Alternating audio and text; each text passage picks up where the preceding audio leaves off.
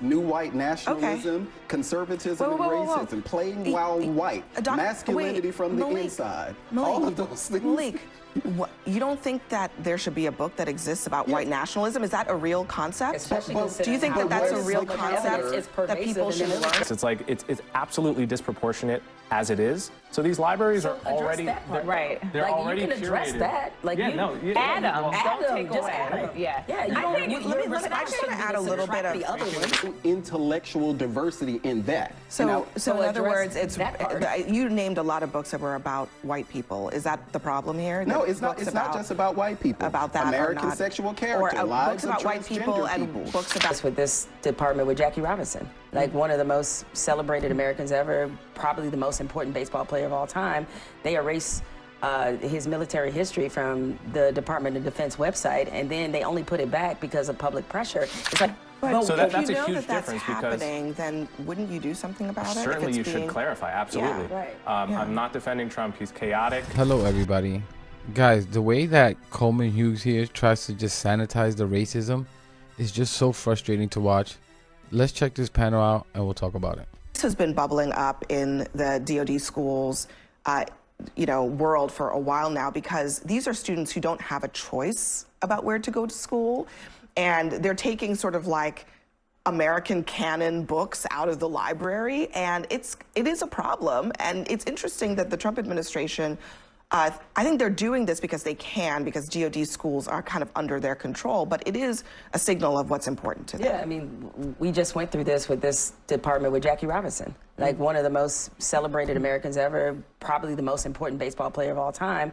They erase his military history from the Department of Defense website, and then they only put it back because of public pressure. It's like, why are we still in this? Like, it's just, this is what's so frustrating, is picking these battles just out of meanness. Like, this doesn't serve anybody. Like, you have a military that is very diverse. You have children who want to learn about some of the best American heroes or some of the things that happened. To Kill a Mockingbird is a great book. It's a great story that children should learn. So what is the upside in picking these kind of fights? What are they afraid that they're going to learn? Why are you banning your own VP's book? Right, that's what I'm saying. Like, what's the point? Like, what's the problem? Correct me if I'm wrong, Abby. My understanding of this story is that Trump has made a lot of executive orders saying, don't do DEI, don't do affirmative action. And certain bureaucrats have interpreted that to mean they have to get rid of To Kill a Mockingbird. The Trump administration, correct me if I'm wrong, has not put To Kill a Mockingbird or Hillbilly Elegy on a list, right? But so if that's you a know huge that that's difference happening, then wouldn't you do something about it? Certainly, you should clarify. Absolutely. Yeah, right. I'm not defending Trump. He's chaotic. But what we're witnessing, I think, is weaponized over compliance. Yes. I don't know. I don't. This is what I mean. Unbelievable. I call Coleman Hughes the racism sanitizer. Trump is chaotic. Just say what he is. Say what he is and who his supporters are. You just can't, obviously. Coleman talks in this very calm and calculated demeanor. He's not like Scott Jennings that's just insufferable, right? And just his racism just spews out. To me, it's clear that Coleman Hughes is an intelligent person, and he uses it to make excuses and try to create some type of haze or shield to shield Trump and the Republicans away from what is just clear racism, which is just especially sinister when you are a person of color. I'm always going to point that out. It's soulless, it's betrayal, it's weak, it's pathetic. Like, is all this knee bending for this disgusting racist really worth it? The dude's running around ripping pictures of people of color, people that look like you, like me. Because what? He's just so threatened, he's so disgusted by it. Like, really, is it worth defending and making up these stupid excuses? He's trying to say that people are interpreted this way. He knows that Trump blamed the helicopter crash on a DEI hire before he even knew who was in there. He called Kamala not black. Haitians were eating cats and dogs.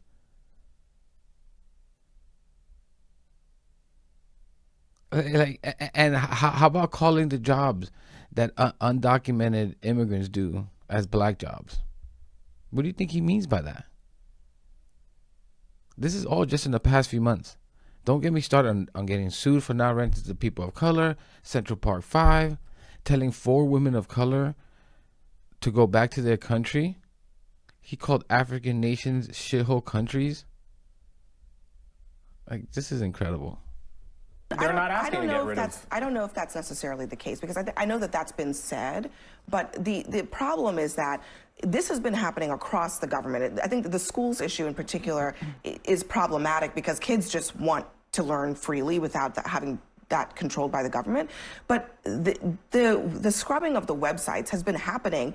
It's still happening. I mean, there are still articles about, you know, there was a female fighter pilot. Her article was scrubbed from the website. That's happening. When the Jackie Robinson thing happened, DOD defended it initially. So, you know, I think that if they don't want it to be misinterpreted, they ought to clarify, and they have not clarified. So I do believe that this is bureaucrats are actually doing this. I think that there are a number of things that the administration is doing, and I've said here before, a lot of what we're seeing is at DOD. And I believe this is because Pete Hegseth has made himself a champion of, well, not a champion, the anti-DEI cabinet member. And this is a lot of this stuff that you're seeing is happening at DOD. And I think that in this case, when you're talking about these books, now, for instance, I don't think that anybody, to piggyback off of what you said, I doubt very seriously if the Trump administration expected Hillbilly Elegy to be removed from the bookshelf. But on the other hand, the recent story about the Navy school, and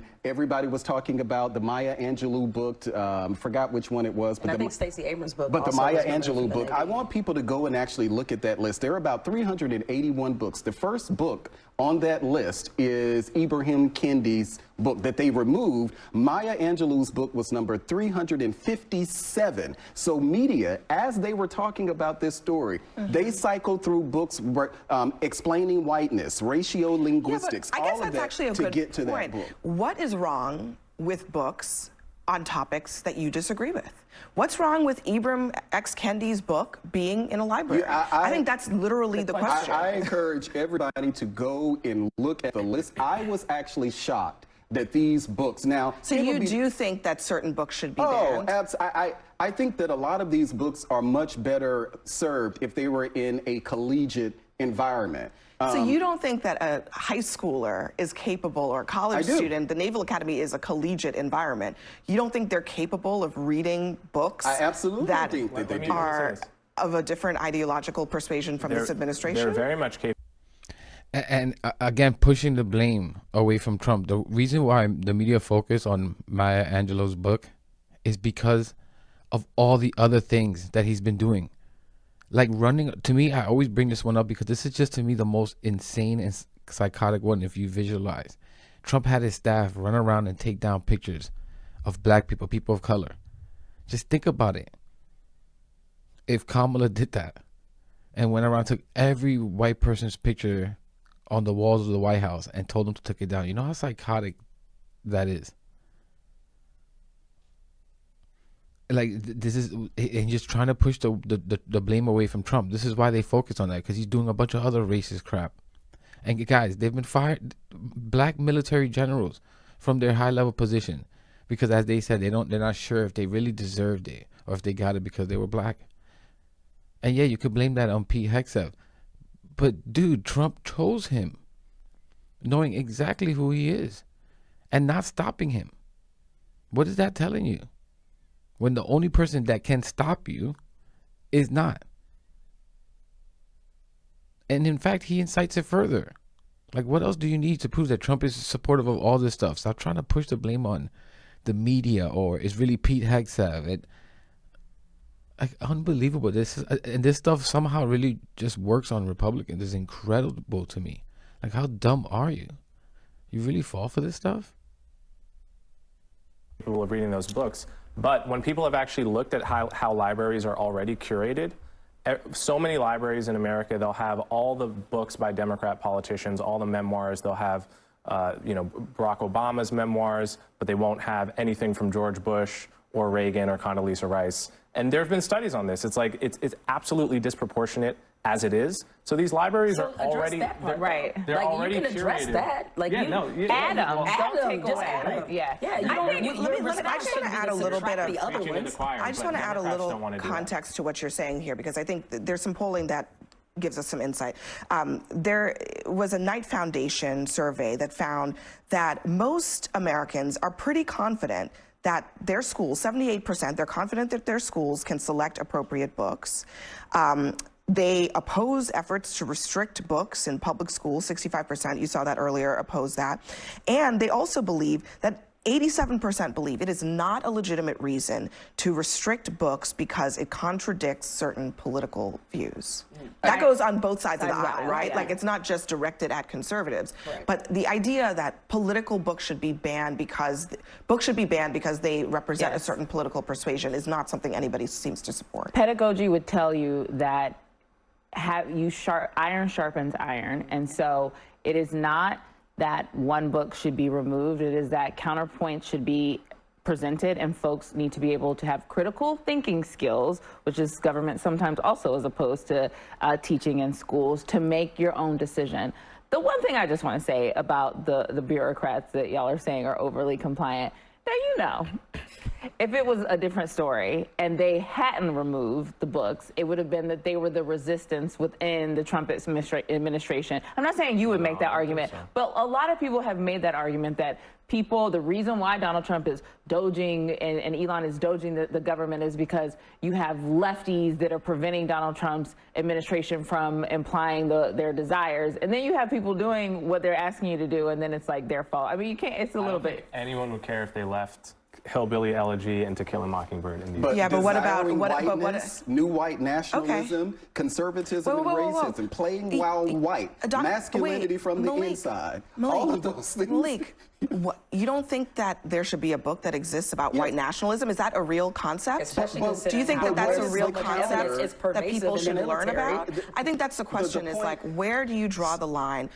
All of those things are things that are about the existence of concepts. You may agree with them or you may not agree with them, but I think the kids are saying we have a right to learn. I looked through all 381. The things that I was describing as far as what's in that list of books that were banned at the Naval Academy, these were the standard. There was no counter to it. There was no alternative to it. All of these books were being there, and there was no intellectual diversity in that. So in other words, you named a lot of books that were about white people. Is that the problem here? No, it's not. It's not just about white people. About that, American sexual character, books lives about of white people people. and books about gender and sexuality.